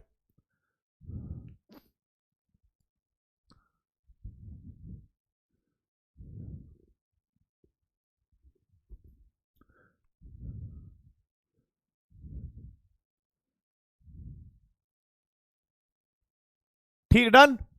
अब आप मुझे फटाफट बताइए भाई, सबसे पहले बताइए, यहां पर मैं कुछ रिएक्शन लिखूंगा, कुछ चीज पूछूंगा मैं। अगर मैंने लिखा C12 H22O11 और भाई मैंने यहां पर लिखा H2O, मतलब ये उसको बोल दिया कि ये सुक्रोज है, ये सुक्रोज है, और यहां पर C6H12O6 प्लस H2O और प्लस C6H12O6, ये क्वेश्चन आए हुए हैं इस तरीके के, ठीक है, ग्लूकोज और फ्रक्टोज। अब वो ये पूछ रहा है कि भाई यहां पर एक एंजाइम था, यहां पर एक एंजाइम था, वो एंजाइम का नाम क्या है? फटाफट बताइए, इस एंजाइम का नाम क्या होगा बेटा?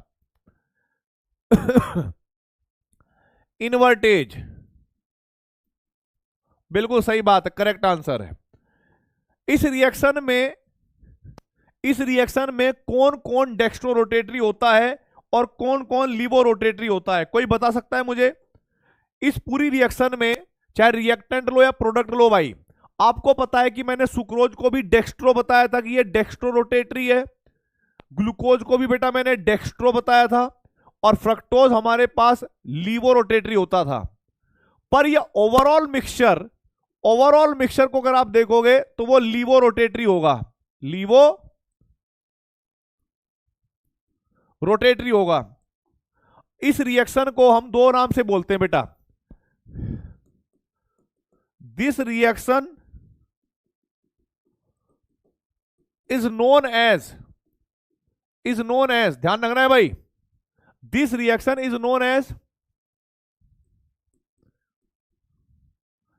इन्वर्जन ऑफ शुगर, ये तो आप लोगों ने पढ़ ही लिया, और हाइड्रोलाइसिस, क्योंकि हमने पानी भी मिलाया ना, हाइड्रोलाइसिस ऑफ सुक्रोज भी बोलते हैं, हाइड्रोलाइसिस ऑफ सुक्रोज भी बोलते हैं, बिल्कुल सही बात है। आप मुझे बताइए, अगर मेरे पास C6H12O6 करके C6H12O6 करके भाई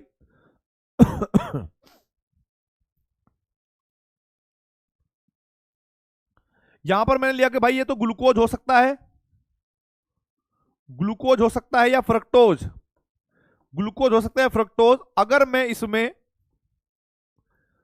इसको C2H5OH अमृत प्लस के CO2 में CO2 गैस को बाहर निकालता हूं, यहां पर एक एंजाइम लेता हूं, उस एंजाइम का नाम क्या होगा बेटा? बिल्कुल करेक्ट आंसर है जाइमेज। तो भाई आप लोगों को इतना तो समझ में आ गया, इतना तो आप लोगों ने रट लिया, रटने वाला पार्ट रट भी लिया, समझने वाला पार्ट समझ भी लिया, ठीक है, रटने वाला पार्ट रट भी लिया और समझने वाला पार्ट समझ भी लिया, बहुत बढ़िया बात है।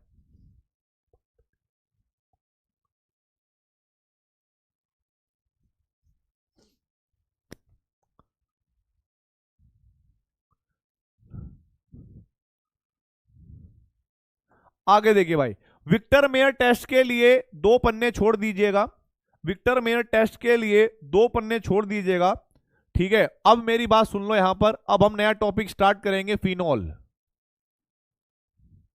फिनॉल, ठीक है, फिनॉल, फिनॉल। देखिए भाई, आपको पता होगा फिनॉल का स्ट्रक्चर, अगर हम बात करें, फिनॉल की बात करें, तो फिनॉल में बेंजीन रिंग होती है, और बेंजीन रिंग के साथ O और H, ऐसे ये हमारे पास फिनॉल है कि OH ग्रुप बेंजीन रिंग के साथ डायरेक्ट जुड़ा रहता है। अब मैं आप लोगों से बहुत सारे क्वेश्चन पूछने वाला हूं, यहां पर 2 चीजें हैं, ये जो कार्बन है, ये कार्बन की हाइब्रिडेशन बतानी है आपको, इस कार्बन की आपको हाइब्रिडेशन बतानी है, ठीक है, क्योंकि इसमें प्रिपरेशन वगैरह बहुत सारे काम आएंगी। कार्बन की हाइब्रिडेशन बतानी है आपको जिससे OH ग्रुप लगा हुआ है, और फिर आप लोग ये बताना है कि ये जो कार्बन ऑक्सीजन बॉन्ड है, ये स्ट्रॉन्ग है, वीक है या कैसा है? कार्बन ऑक्सीजन बॉन्ड जो है वो स्ट्रॉन्ग है, वीक है या कैसा है? देखिए भाई, एक तो ये sp2 हाइब्रिड है।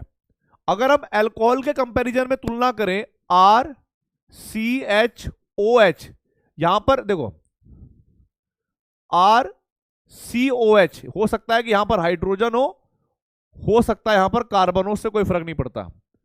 अगर दोनों कार्बन ऑक्सीजन को तुलना करोगे आप अल्कोहल में और भाई किसमें, फिनोल में, तो sp2 हाइब्रिड कार्बन होने की वजह से इसके अंदर एस करेक्टर क्या होगा बेटा, 33.33% होगा कि नहीं होगा। आप कहोगे सर बात तो सही है। और अल्कोहल में जो कार्बन होता है इसकी हाइब्रिडेशन कितनी होती है, sp3। भाई इसकी हाइब्रिडेशन कितनी हो जाएगी बेटा, sp3, और इसके अंदर एस करेक्टर क्या होता है, 25%। आप लोग ये बात जानते होंगे, एस करेक्टर जितना ज्यादा ज्यादा होता है बॉन्ड लेंथ उतनी छोटी होती है। ठीक है, आप लोगों ने पढ़ा होगा एस करेक्टर के बढ़ने पर बॉन्ड लेंथ छोटी होती है। यह रिलेशन मैंने पहले भी करवाया था, अभी फिर याद दिलवा देता हूं। और बॉन्ड लेंथ जितनी छोटी होती है बॉन्ड उतना मजबूत होता है, बॉन्ड उतना मजबूत होता है, और उस बॉन्ड को तोड़ना उतना मुश्किल होता है। तो यहां पर carbon oxygen bond in alcohol के कंपैरिजन में थोड़ा सा मजबूत है। दूसरी चीज आप लोग ये भी जानते होंगे, ऑक्सीजन के पास लोन पेयर ऑफ इलेक्ट्रॉन है, और ये लोन पेयर ऑफ इलेक्ट्रॉन इस रिंग के साथ क्या कर सकते हैं भाई, रेजोनेंस कर सकते हैं। आप देख लो चाहे, यानी OH ग्रुप जो है रिंग के साथ अपना प्लस एम इफेक्ट लगाता है। अगर ये लोन पेयर इस कार्बन के साथ या मतलब इस रिंग के साथ रेजोनेंस में है तो यहां पर कहीं ना कहीं डबल बॉन्ड बन सकता है। तो हम ये भी कह सकते हैं कि भाई इसके अंदर एक डबल बॉन्ड करेक्टर भी है, इसके अंदर हमारे पास डबल बॉन्ड करेक्टर भी एग्जिस्ट करता है। और आपको पता होगा डबल बॉन्ड सिंगल बॉन्ड के कंपैरिजन में ज्यादा स्ट्रॉन्ग होते हैं, इसीलिए कार्बन ऑक्सीजन बॉन्ड दो रीजन की वजह से ज्यादा स्ट्रॉन्ग है। या तो आप डबल बॉन्ड करेक्टर कह लो या आप ज्यादा एस करेक्टर कह लो, दोनों बन जाएंगी बातें। ठीक है, अब मुझे बताइए भाई, क्या ये दोनों कंपैरिजन आपको समझ में आ गए बेटा, यस और नो? क्या आप लोगों को यह कंपैरिजन समझ में आ गया बेटा?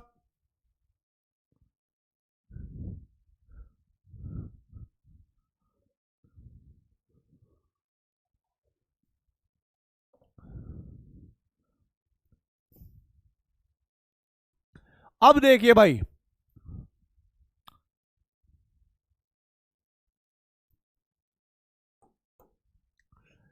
दूसरा हेडिंग डालेंगे, some common name of phenols, या कह लो ऑफ सब्सटीट्यूटेड फिनोल्स, ऑफ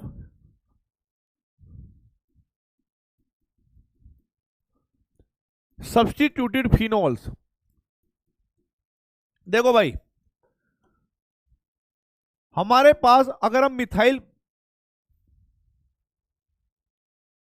अगर हमारे पास ये फिनोल है और उसको हम CH3 के भाई ऑर्थो पोजीशन पे लगा देते हैं, या फिर हम इसके मेटा पोजीशन पे लगा देते हैं,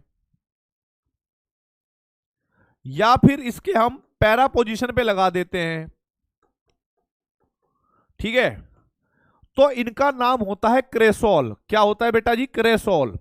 कॉमन नेम क्या हो गया इसका, क्रेसोल। ठीक है, कॉमन नेम हो गया बेटा इसका क्रेसोल। और यदि ऑर्थो पोजीशन पे मिथाइल ग्रुप है तो इसको बोलेंगे हम बेटा जी ऑर्थोक्रेसोल। मेटा पे है तो इसको बोलेंगे हम लोग मेटाक्रेसोल। और भाई पैरा पे है तो चाहे तो पी क्रेसोल कह लो या पैराक्रेसोल कह लो, पैराक्रेसोल। नोट करिए भाई फटाफट,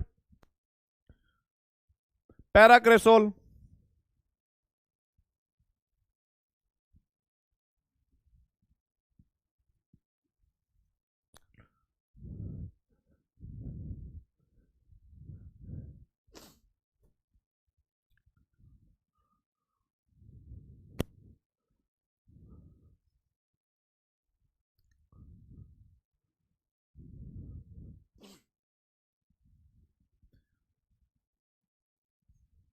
हो गया भाई?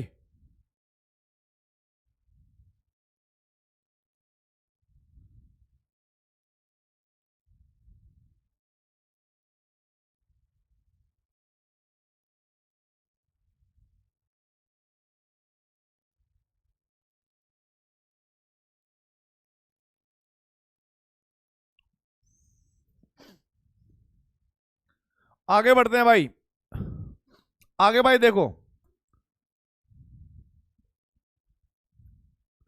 अब हमारे पास आएगा भाई, अगर हमारे पास दो OH ग्रुप एक साथ लगे हुए हैं ऑर्थो पोजीशन पे, तो इसको बोलते हैं भाई हम कैटाचोल, कैटाचोल। और यदि भाई हमारे पास दो, एक मिनट देना भाई,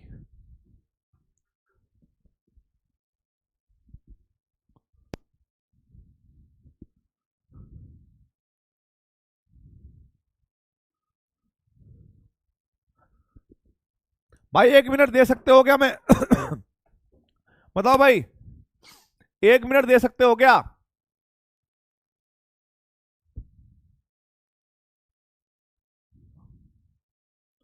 यार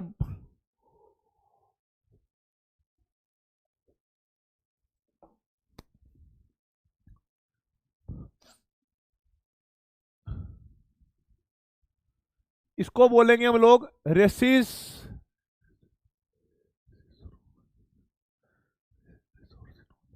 इसकी स्पेलिंग, इसकी स्पेलिंग बताओ भाई, रिसोर्सिनोल की, रिसोर्सिनोल। 1 मिनट आया, फिर मैं 1 मिनट दे दो मुझे बेटा, थोड़ा बाहर जाना पड़ेगा, बस अभी आया मैं, 1 मिनट, 1 मिनट दे दो मुझे।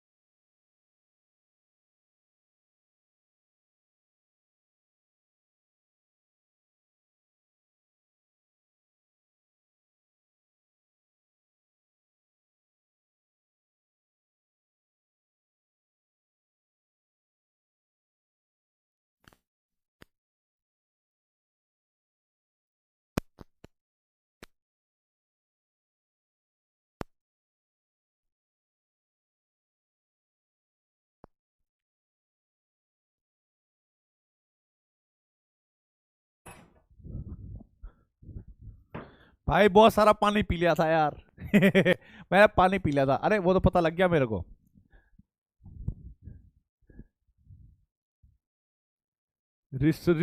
रिसोर्सिनोल, रिसोर्सिनोल, ठीक है भाई, नोट करिए इसको फटाफट, रिसोर्सिनोल।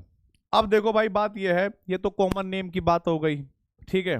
अब मैं आपको सबसे ज्यादा इंपॉर्टेंट चीज पढ़ाने वाला हूं, वो क्या है जरा देखना। सबसे पहले यहां से स्टार्ट होगी फिनोल की कहानी, ठीक है।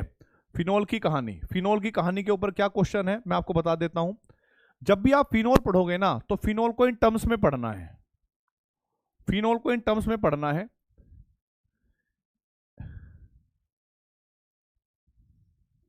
पहले प्रिपरेशन, दूसरा एसिडिक स्ट्रेंथ, जो इंपॉर्टेंट है देखो वो बात कर रहा हूं मैं, नीट के लिए और बोर्ड के लिए सब जगह। और तीसरा है केमिकल रिएक्शन, ठीक है, केमिकल रिएक्शन। कॉमन नेम वगैरह तो हो गए आपके जितने थे। अब सबसे पहले मैं कुछ रिएक्शन आपको पढ़ाना चाहूंगा। हेलो हेलो माइक टेस्टिंग, आपके बेटा कमेंट नहीं चल रहे यार, फटाफट बताओ कमेंट। हाँ, अब मेरे बात सुनो, अब मेरी बात सुनो, यहां से शुरू करना है, और आप लोगों को ऑटोमेटिक बहुत सारी चीजें पता होंगी पहले से ही, इसीलिए इसीलिए मैं पहले कह रहा हूं, देखते ही तुम आंसर कर दोगे, इसलिए बहुत ध्यान से देखना है। अब देखो भाई सबसे पहले, अब देखो यहां पर सबसे, अरे और भी है कॉमन नेम, 2 4 में लिख दूंगा। अब मेरी बात सुन लो, काम की बात पे आते हैं बेटा, तुम तो बोलते ही रहोगे हट। सबसे पहले भाई लैब मेथड, लैब मेथड, ठीक है, लैब मेथड, या इसको हम लोग डाउस प्रोसेस भी कहते हैं, डाउस प्रोसेस भी कहते हैं, ठीक है भाई। या फिर इसको हम कहते हैं भाई from, from chlorobenzene to phenol, floor chlorobenzene to phenol, ये रिएक्शन आप ऑलरेडी जानते हो। अब यहां पर समझना मेरी बात, ये नीट के लिए ना मैंने आपको पहले भी लिखवाया था, मोस्ट इंपोर्टेंट रिएक्शन है ये, मोस्ट इंपोर्टेंट रिएक्शन है। अगर आप लोगों ने टेस्ट भी दिया होगा ना तो वहां पर भी आई होगी। यहां पर हमारे पास एक क्लोरोबेंजीन है भाई, ये वाली, ठीक है। यहां पर हम लेते हैं, किसकी रिएक्शन करवाते हैं बेटा, NaOH लेते हैं, fused, high temperature high pressure. बस मेरा क्वेश्चन ये है कि टेम्परेचर कितना है और प्रेशर कितना है, क्योंकि तुम लोग जानते हो। और यहां पर आपके पास कुछ बनेगा A, और फिर आप उसका एसिडिफिकेशन करोगे, फिर उसका आपका एसिडिफिकेशन करोगे और प्रोडक्ट बनेगा B। ये रिएक्शन आप ऑलरेडी जानते हो, ये रिएक्शन ऑलरेडी मैं करवा चुका हूं एक बार। अब मुझे ये आंसर का, इस रिएक्शन का करेक्ट आंसर चाहिए, फटाफट भाई।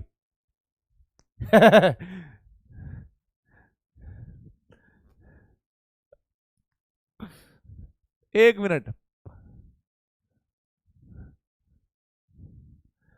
यस, टेम्परेचर होगा हमारे पास 623 केल्विन, क्योंकि हमसे पूछा जाता है नीट में।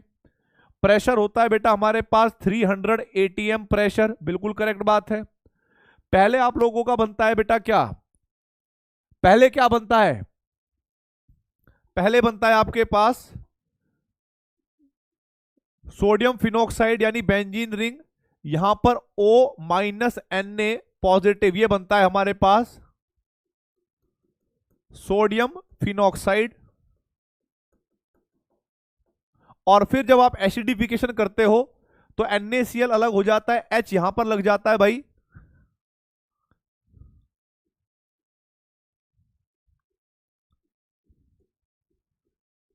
OH, right. और भाई NaCl अलग। ईमानदारी से बताओ, ये रिएक्शन आपको याद आ गई थी देखते ही, यस और नो? ये रिएक्शन आपको याद आ गई थी बेटा देखते ही, यस और no? Hello hello hello, am I audible?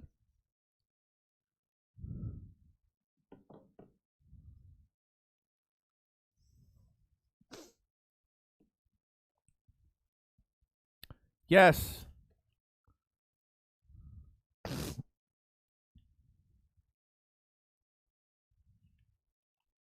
आगे देखो भाई,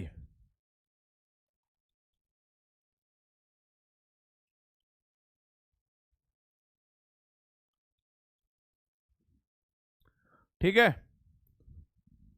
अब देखो भाई आगे, इस रिएक्शन का मैं आपको बताना चाहूंगा भाई, रिएक्शन कैसी है ये, इसके बारे में अंग्रेजी क्या लिखनी है। Chlorobenzene, chlorobenzene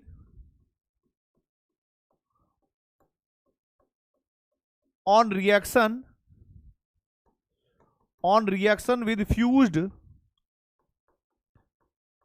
NaOH at 308 at 623 Kelvin and 300 ATM pressure, school के लिए बेटा ये 300 ATM pressure,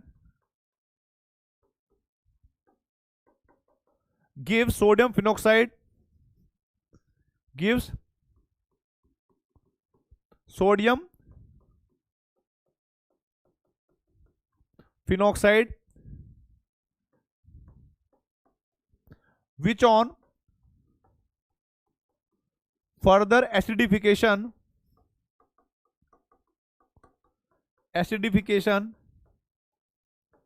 gives phenol as the final product,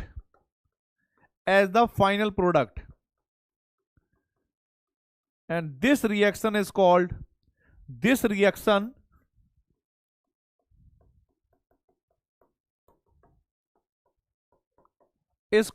Dawes process,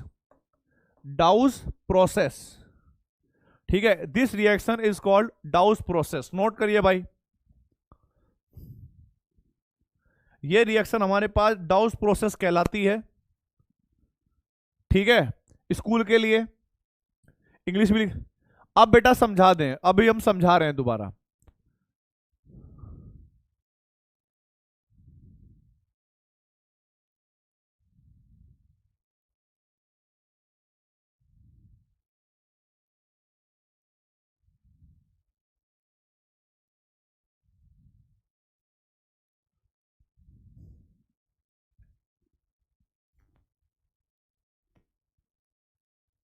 ठीक है, दिस, अब देखो भाई यहां पर एज अ फाइनल प्रोडक्ट हमारे पास फिनोल बनता है, जिसको हम इस रिएक्शन को हम डाउस प्रोसेस कहते हैं। ठीक है, अब आप लोगों को एक बात याद होगी, जो नीट में भी ये क्वेश्चन पहले आया हुआ है। ठीक है, जिस दिन मैं PYQ करवाऊंगा ना, उस दिन सारे होंगे। इधर देखो बेटा, अब यहां पर ध्यान रखना है, आपको पता होगा अगर मैं मैकेनिज्म की बात करूं तो ये दो मैकेनिज्म को फॉलो करती है। एक तो न्यूक्लियोफिलिक एडिशन एलिमिनेशन पढ़ाया था मैंने, और एक बेंजाइन मैकेनिज्म। तो मैंने एक बात बोली थी भाई, अगर आपको याद होगा, ठीक है, अगर मेरे पास इसी टाइप की 3 रिएक्शन है तो मैंने आपको एक बात बोली होगी, एक नोट पॉइंट। ठीक है भाई,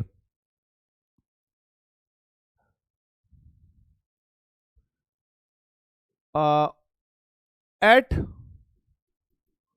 ऑर्थो एंड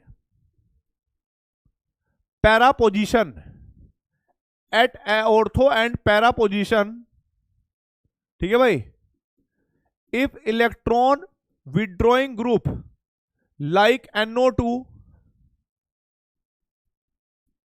अरे यार sorry sorry sorry sorry, electron withdrawing group like NO2 is present at ortho and para position। ठीक है भाई, para position, the rate of formation of phenol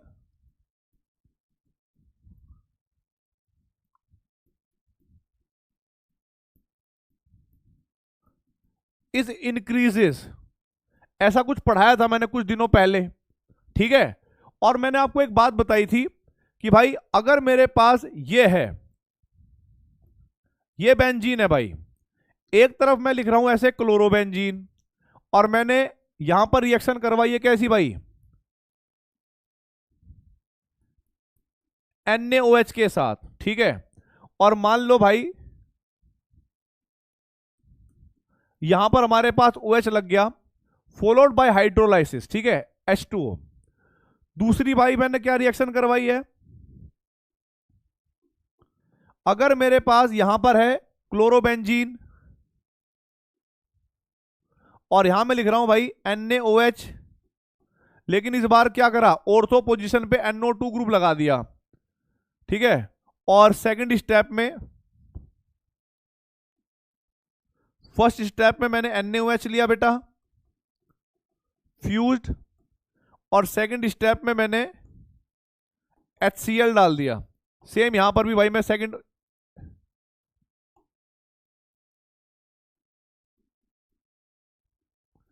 NaOH पहला स्टेप में और सेकंड स्टेप में मैंने HCl डाल दिया, तब हमारे पास ये प्रोडक्ट बना।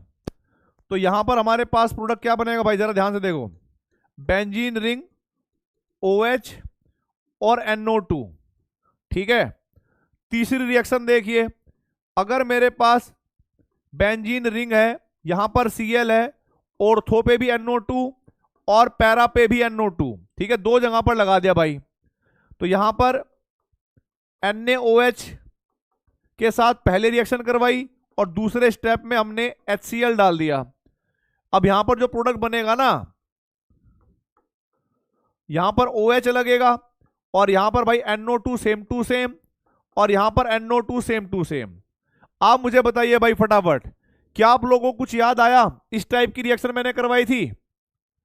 अगर हमारे पास NO2 ग्रुप, ध्यान रखना है, अटैक करने वाला ग्रुप OH माइनस है, अटैक करने वाला ग्रुप OH माइनस होगा हर जगह पर as a nucleophile.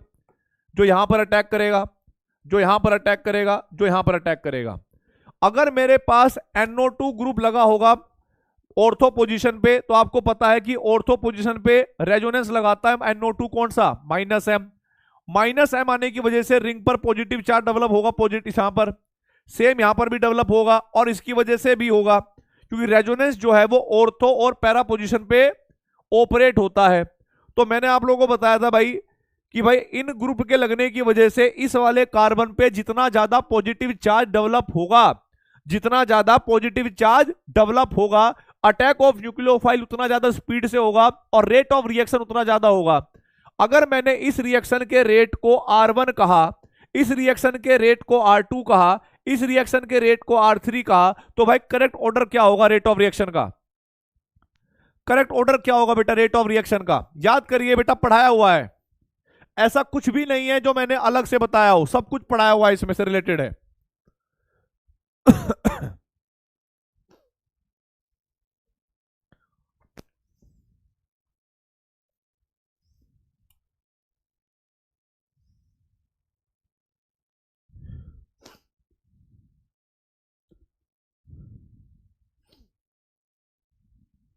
Yes, R3 का रेट सबसे ज्यादा, फिर R2 का, और फिर R1 का, बिल्कुल करेक्ट आंसर है।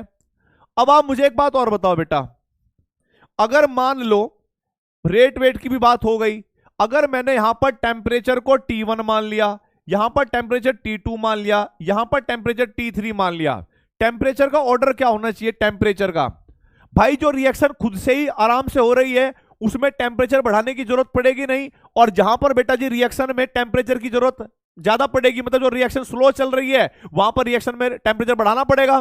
तो टेम्परेचर का करेक्ट ऑर्डर क्या होगा? फटाफट बताइए भाई।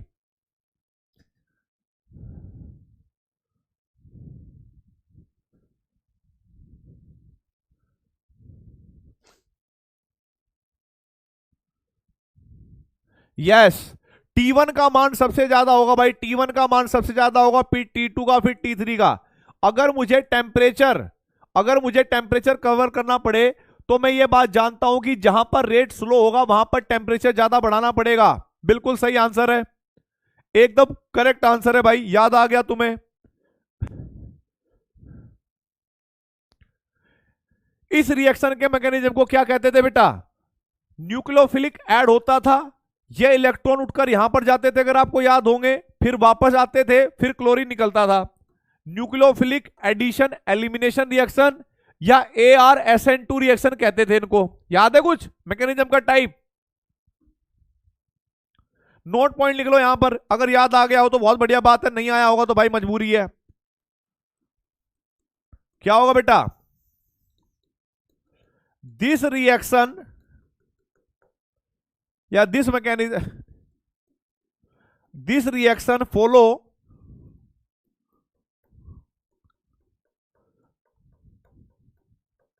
न्यूक्लियोफिलिक एडिशन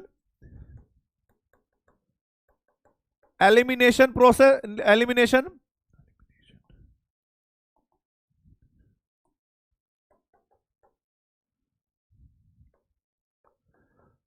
मैकेनिज्म, और इसका एक और नाम है ArSN2 रिएक्शन। मतलब ArSN2 का मतलब हो गया कि अराइल रिएक्शन पर SN2 रिएक्शन, ठीक है, ArSN2 रिएक्शन। आपको याद होगा ये नॉर्मल SN2 से अलग है। नॉर्मल SN2 में क्या होता है? अटैक ऑफ न्यूक्लियोफाइल और लिविंग ग्रुप का निकलना एक साथ होता है साइमल्टेनियसली। पर ArSN2 में क्या होता है? पहले न्यूक्लियोफाइल अटैक करता है फिर एलिमिनेट होता है। तो ArSN2 रिएक्शन जो है बेटा ये सेकंड स्टेप रिएक्शन है, second step reaction, sorry two step reaction, मतलब सेकंड का मतलब वही two step, two step reaction है, ध्यान रखना भाई, भूल मत जाना बिल्कुल भी। आप मुझे बताइए रेट डिटरमाइनिंग स्टेप क्या होता था? रेट डिटरमाइनिंग स्टेप क्या होता था बेटा इसमें? फटाफट बताइए भाई। रेट डिटरमाइनिंग स्टेप क्या हुआ करता था? अटैक ऑफ न्यूक्लियोफाइल और लिविंग ग्रुप, बताइए, अटैक ऑफ न्यूक्लियोफाइल या लिविंग ग्रुप का निकलना, elimination of leaving group.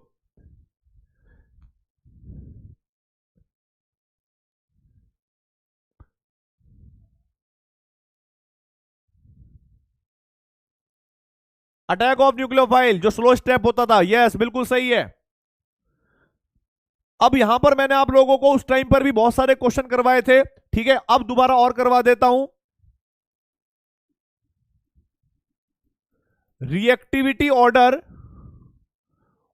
Of aryl halide in in AR SN2 reactions. पहला क्वेश्चन देखिए भाई, पहला क्वेश्चन याद करिएगा, आप लोगों ने गलती करी थी यहां पर लास्ट टाइम पर। मैंने एक तरफ लिया फ्लोरोबेंजीन, एक तरफ लिया बेटा मैंने क्लोरोबेंजीन, और एक तरफ मैंने लिया था ब्रोमोबेंजीन, और एक तरफ लिया था बेटा मैंने क्या, आयोडोबेंजीन। बताइए भाई फटाफट।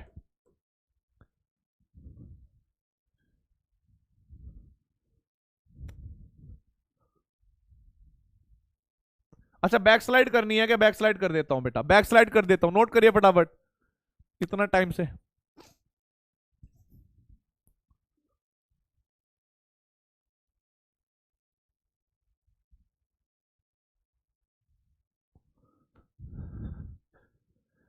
यस आपको पता था कि फ्लोरीन कार्बन में फ्लोरीन की इलेक्ट्रोनेगेटिविटी ज्यादा है, तो partial negative charge partial positive charge, यहां पर पार्शियल नेगेटिव चार्ज भी थोड़ा होगा और पार्शियल पॉजिटिव चार्ज भी जो थोड़ा होगा, तो न्यूक्लियोफाइल ज्यादा अच्छे से अटैक इस कार्बन पे करेगा क्योंकि फ्लोरीन इलेक्ट्रॉन को ज्यादा खींचता है। बिल्कुल करेक्ट आंसर है बेटा, बिल्कुल करेक्ट आंसर है ऑप्शन नंबर बी। अगर मैंने आप लोगों को कहा कि मेरे पास एक तरफ मेरे पास क्लोरोबेंजीन, एक तरफ मेरे पास ClNO2 बेंजीन, नाइट्रोबेंजीन, नाइट्रोक्लोरोबेंजीन मतलब, और एक तरफ मेरे पास NO2 और भाई NO2, फटाफट बताइए भाई कौन ज्यादा रिएक्टिव होगा इन सब में, कौन ज्यादा रिएक्टिव होगा इन सब में?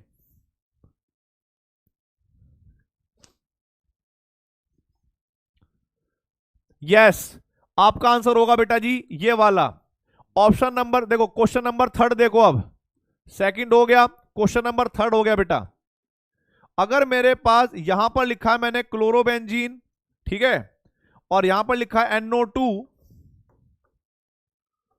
और भाई यहां पर लिखा है मैंने क्लोरोबेंजीन, और यहां पर लिख दिया मैंने कुछ नहीं, और यहां पर क्लोरोबेंजीन, यहां पर लिख दिया भाई मैंने OCS3 ग्रुप लगा दिया, तो बताइए भाई रिएक्टिविटी का ऑर्डर। आपको पता है NO2 बेटा -M इफेक्ट लगाएगा, OCS3 पैरा से +M लगाएगा। अब अटैक करेगा न्यूक्लियोफाइल इस वाले कार्बन पे, तो खुद देखो NO2 की वजह से पॉजिटिव चार्ज डेवलप होगा, और OCS3 की वजह से क्योंकि इसके पास लोन पेयर ऑफ इलेक्ट्रॉन होंगे, रेजोनेंस कर सकते हैं, तो यहां पर जो पॉजिटिव चार्ज डेवलप होगा वो कहीं ना कहीं कम हो जाएगा, ठीक है, वो कहीं ना कहीं कम हो जाएगा, या भाई नेगेटिव चार्ज डेवलप हो जाएगा। तो इसका करेक्ट आंसर होगा भाई ये वाला, बिल्कुल सही आंसर है। जितने भी प्लस वाले इफेक्ट होंगे या प्लस इफेक्ट लगाने वाले ग्रुप होंगे, वो इस रिएक्शन के रेट को क्या कर देंगे, कम कर देंगे, वो इस रिएक्शन के रेट को क्या कर देंगे बेटा, कम कर देंगे, ठीक है, वो इस रिएक्शन के रेट को क्या कर देंगे, कम कर देंगे। बहुत बढ़िया भाई।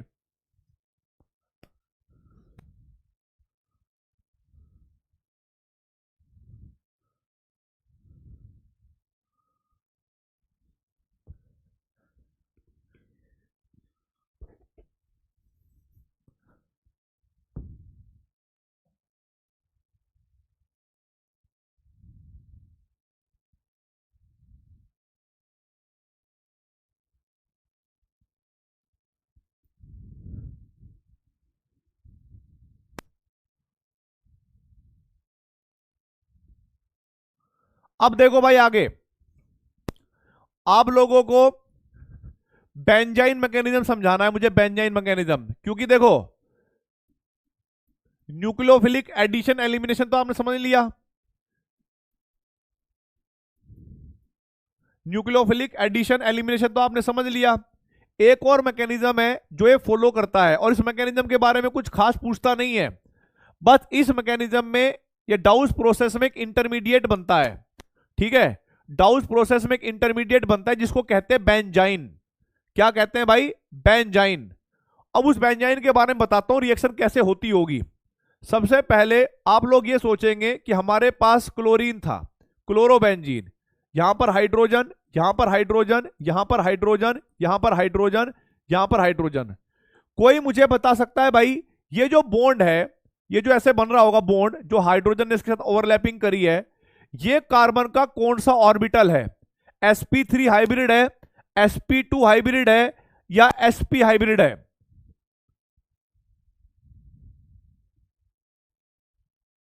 बेटा मुझे पता है, ऑलरेडी किया हुआ है आप लोगों ने, मैं तो याद दिलवा रहा हूं। अगर करा हुआ है तो बहुत बढ़िया है। नेक्स्ट वाली क्लास यानी कल जो आपकी क्लास होगी उसमें मैं नहीं आऊंगा पढ़ाने के लिए, मैं आपको पहले ही बता देता हूं, ठीक है। कल भाई मैं नहीं आने वाला, ऑर्गेनिक क्लास ही होगी, लेकिन अब मैं नहीं पढ़ाऊंगा, कल की क्लास कोई और पढ़ाएगा।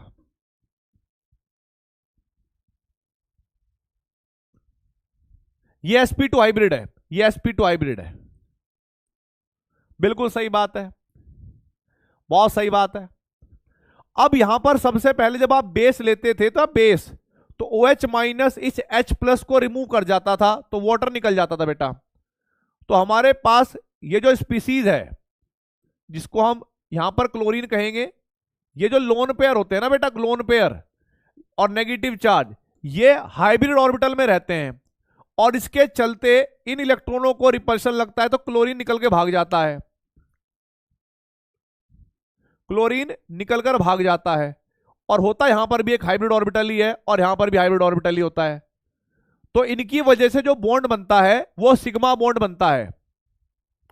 अरे भाई कल जो है हर्षा मैम पढ़ाएंगी तुम्हें, हर्षा मैम पढ़ाएंगी बेटा, हर्षा मैम, ठीक है। बहुत दिन से मिस कर रहा था मैं उनको भी, तो मैंने इसलिए सोचा कि कल जो है हर्षा मैम को, अरे रोना धोना चालू मत करा करो भाई, मैं आऊंगा बाद में, लेकिन कल हर्षा मैडम आएंगी। हेलो बच्चों कल हम पढ़ेंगे, हाँ टेंशन ना लिया करो भाई, कल पढ़ेंगे। इधर देखो, इधर देखो। तो अब हुआ क्या कि भाई ये नेगेटिव और ये इनके बीच में ऑर्बिटल वो बनेगा बॉन्ड, है ना। आपको एक बात पता होगी, hybrid orbital can never form pi bond. एक नोट पॉइंट आपको इनऑर्गेनिक केमिस्ट्री में सिखाया गया होगा, hybrid orbital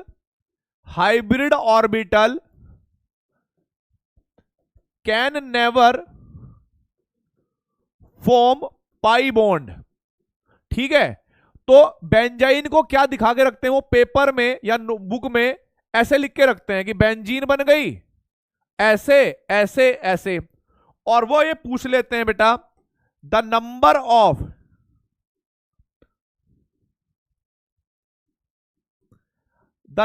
of sp2 and sp hybrid carbon in benzyne are. बताइए भाई क्या आंसर होगा? sp2 कितने होंगे और sp कितने होंगे? भाई मैं मस्ती कर रहा था, ठीक है, तुम्हें पता होगा, मैं तुम्हें कहीं नहीं छोड़ रहा नीट से पहले, गारंटेड बात है। मुझे तो तुम्हें भाई नोएडा वाले ऑफिस में मिलना है, जब तुम्हारी रैंक आएगी तुम आओगे, जितने तुम बेसब्र रहते हो ना मिलने के लिए, कसम से उतने ही हम भी रहते तुमसे मिलने के लिए। तो नीट से पहले देखो, अभी हो सकता है कि आप लोगों को लगता हो, अभी आपको ये लग रहा हो कि सर वो नहीं होता, क्या बोलते हैं, PYQ नहीं हो रहे, ये नहीं हो रहे, वो नहीं हो रहे। बेटा मैं लगा हुआ हूं, कुछ रिकॉर्डिंग करता रहता हूं आप लोगों की ऑप्टिकल आइसोमेरिज्म वगैरह की। जैसे ही मुझे फ्री होगा ना, मैं पूरा स्लॉट उठाऊंगा पूरे पिछले 30 साल का, 20 साल का, और क्वेश्चन इतने होंगे कि भाई एक बार सिलेबस खत्म होगा सारे ही क्वेश्चन हो जाएंगे, ठीक है। और जब ये चैप्टर कवर हो जाएगा ना, इसके बाद मैं आपको PYQ कराऊंगा, टेंशन ना लो। देखो भाई the number of sp2 and sp hybrid, तो ध्यान रखना है sp2 हाइब्रिड कार्बन 6 के 6 होंगे, sp हाइब्रिड कार्बन आपके पास 0 होंगे। बहुत सारे बच्चे क्या मान लेते हैं, इस वाले बॉन्ड को पाई बॉन्ड मान लेते हैं, और ये मैंने पहले भी बोला था, आज भी बोल रहा हूं, रिक्वेस्ट भी करूंगा, बार बार बोलेंगे, ठीक है, कि भाई यहां पर 3 बॉन्ड जरूर दे रखे हैं लेकिन 2 सिग्मा है 1 पाई है। यहां पर 2 पाई बॉन्ड मत समझना, यहां पर 2 सिग्मा और एक पाई बॉन्ड समझ के चलना, तब आपका आंसर हमेशा सही आएगा। 6 और 0, sp वाला कोई नहीं, sp2 वाले 6। ठीक है, अब देखो भाई आगे नेक्स्ट रिएक्शन ये होती भाई डाउस प्रोसेस। और डाउस प्रोसेस के आते जाते, मतलब डाउस प्रोसेस को तो आप रट चुके हो भाई बहुत बढ़िया तरीके से, लास्ट वाले चैप्टर में भी पढ़ाया था।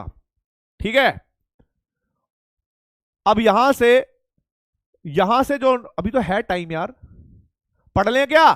हेलो भाई देवताओं, देखो देखो देखो,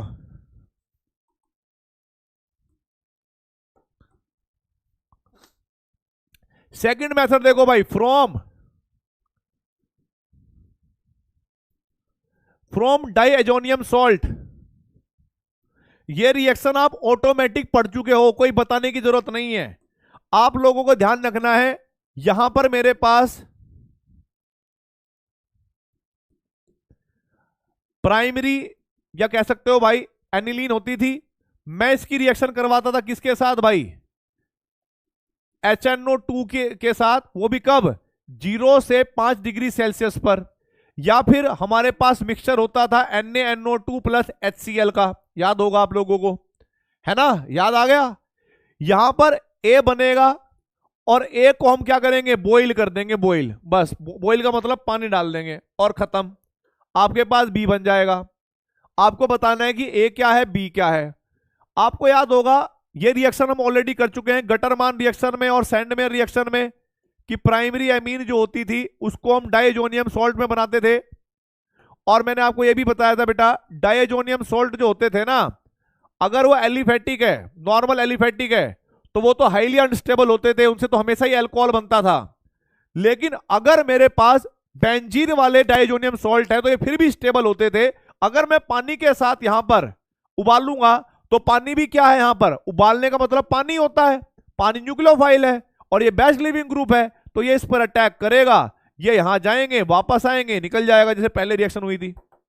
ठीक है, तो भाई यहां पर आपके पास बी जो होगा वो फिनोल बन जाएगा, बी जो होगा वो फिनोल बन जाएगा। आप लोग जानते हो कि कोई भी न्यूक्लियोफाइल आएगा इसको हटाएगा, इसके स्थान पर आ जाएगा। और ये बहुत सारी रिएक्शन थी, गटरमैन रिएक्शन थी, सैंडमेयर रिएक्शन थी, उल्मान रिएक्शन थी, और एक वो थी बॉमन सीमन रिएक्शन थी।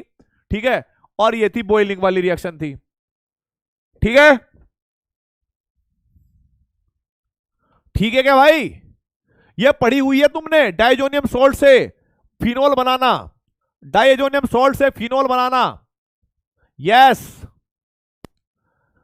बस 2 रिएक्शन और रह गई, फिनोल की प्रिपरेशन खत्म। फिनोल अपने आप में छोटा पार्ट है, बड़ा पार्ट नहीं है। इसकी केमिकल रिएक्शन इंपॉर्टेंट है, 2 बहुत नो नेम रिएक्शन है, वो रीमर टीमन रिएक्शन नीट में आती है बहुत बार। हाँ यस, नाइट्रोजन और HCl, बिल्कुल सही बात है। बाय प्रोडक्ट जो बनेगा यहां पर, बाय प्रोडक्ट जो बनेगा वो नाइट्रोजन और HCl, भाई नोट कर लेना। इसके बाद का पार्ट मैं कल जो है आपकी क्लास में करवाऊंगा। ठीक है, अपना ध्यान रखो, अच्छे से पढ़ाई करो, मतलब मैं तो नहीं आऊंगा कल तो मैडम आएंगी। ठीक है, तो कल हम पढ़ेंगे बेटा आपकी मैडम के साथ। ओके, अपना ध्यान रखेंगे, टाटा बाय बाय।